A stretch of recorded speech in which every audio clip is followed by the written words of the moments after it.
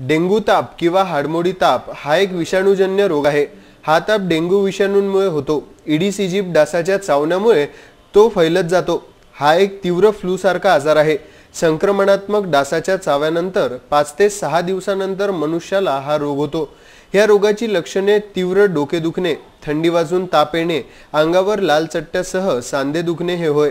या डेंग्यू रोगाचा प्रादुर्भाव टाळण्याकरिता साठविलेले पाणी स्वच्छ ठेवावे। या डासांची अंडी साचलेल्या पाण्यामध्येच वाढतात, म्हणून कुठल्याही वस्तूंमध्ये पाणी साठवून न देण्याची दक्षता नागरिकांनी ठेवावी। आठवड्यातून एक वेळा पाण्याची भांडी स्वच्छ करावी। डासांपासून रक्षणाकरिता मच्छरदाणी किंवा कॉईल मलमाचा उपयोग करावा।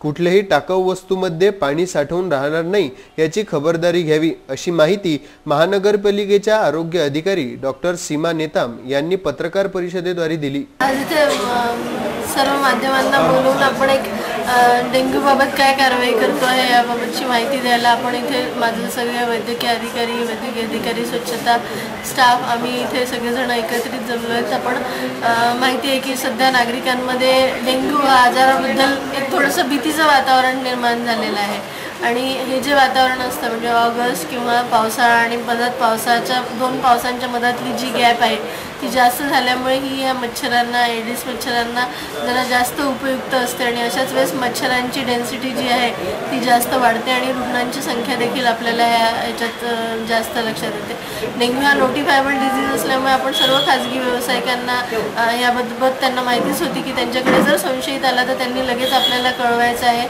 आपण त्या रुग्णांचं सॅम्पल घेऊन आपण सेंटिनल सेंटरला ते तपासणीला पाठवतो। तिथे एलायझा जी होती ती आमची कन्फर्मेटरी फॉर डेंग्यू टेस्ट आहे।